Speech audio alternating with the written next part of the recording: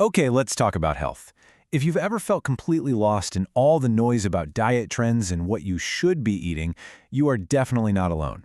Today, we're going to cut right through all that confusion and explore a much more holistic and honestly, a much more personal approach to feeling good. Does this question hit home for you? That feeling of being totally drained? Just trying to figure out what clean eating even means, or which proteins are best? It's a huge source of stress for so many of us. But what if there's a totally different way to think about all of it? Well, there is, and that better way is wrapped up in something called the Integrative nutrition philosophy. It's a whole approach that looks way beyond just the food on your plate to get a real, full picture of what makes you healthy. And our guide through these ideas is Sheila Arnold. She's a certified integrative nutrition health coach, and her whole philosophy is about helping people find their ideal health in a way that feels natural, by looking at the entire person. This quote right here, this is the core of it. Think about it.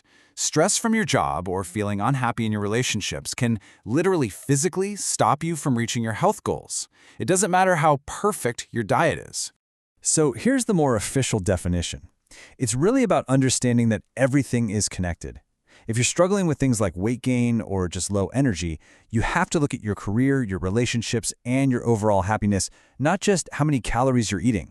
And that brings us to maybe the most powerful concept in this entire philosophy. It's this idea that there are actually different kinds of nourishment, which creates a totally new framework for how we can think about our health. And here it is. It's so simple, but it's a game changer. Integrative nutrition splits what nourishes us into two buckets. Secondary food, well, that's the actual food you eat, fruits, veggies, protein. But primary food, that's everything else that fuels you in life. So you're probably asking, what exactly is primary food? This tool, the Circle of Life, explains it perfectly. It shows the 12 key areas that feed us beyond what's on our plate. Things like our career, our relationships, a sense of joy, even our finances. When any of these are out of whack, our health really feels. Just think about it for a second. A job you love gives you energy, right? Positive relationships literally feed your soul. And sometimes, a walk outside can be way more satisfying than a snack. These are the things that truly sustain you. And when these things are missing, what do? We often turn to secondary food, actual food, to try and fill that emptiness. Now, here's the most important part. This whole approach is deeply, deeply personal. The concept of bioindividuality just means that what works for your best friend or some influencer online is not necessarily going to work for you. Your perfect balance of all these things is completely unique. Okay, so now that we get how important the stuff off our plate is, let's get practical and talk about what should actually be on it. Let's talk about our secondary food. The best part is, the philosophy here is refreshingly simple. Clean eating is really just about choosing whole foods, foods that are as close to their natural state as possible. We're talking fresh fruits, veggies, grass-fed meats, whole grains, basically all the stuff you find around the outer edges of the grocery store.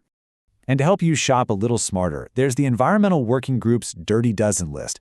These are just the produce items that tend to have the most pesticide residue. So if you can, you might want to prioritize buying the organic versions of these guys. And hey, this doesn't mean these foods are bad for you. Not at all. A big bowl of fresh strawberries is amazing for you. This is just about making informed choices so you can reduce your exposure to pesticides whenever you can. And then, on the flip side, you've got the Clean 15. These are the items with the lowest pesticide levels, which means you can feel a lot more confident buying the conventional, non-organic versions and maybe save a little money. This approach also helps demystify the whole world of fats. It makes a really clear distinction between traditional, natural fats that our bodies have known for centuries, like butter and ghee, and the modern industrial fats like trans fats, which are chemically altered and can really cause inflammation. And that same idea of quality applies to protein too. The focus is on choosing animal products from animals that were fed properly, like grass-fed beef or pasture-raised chicken. They just provide a much more nutrient-dense profile. So how does all of this come together? Well, it leads to a completely new way of thinking about one of the most common health goals out there, finding your ideal weight. Instead of chasing some number on a scale that comes from a generic chart, this intuitive approach asks a better question. What's the weight where you feel your absolute best? It's a weight that you can maintain naturally, without a struggle, when your primary and your secondary foods are all in balance. And this is what it looks like. It's about nourishment and enjoyment, not restriction and sad diet food. Making simple, delicious meals at home, like these awesome-looking lettuce-wrapped burgers, becomes an act of self-care. It supports a healthy weight without all the stress of dieting. Ultimately, the real goal is to shift your perspective. Health isn't some finish line you cross. It's a continuous, lifelong journey of learning about your body and making small, sustainable changes along the way. So we want to leave you with this final thought. Instead of always asking, what's the perfect diet for me?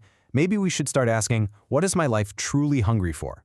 Answering that question, well, that might just be the real key to well-being.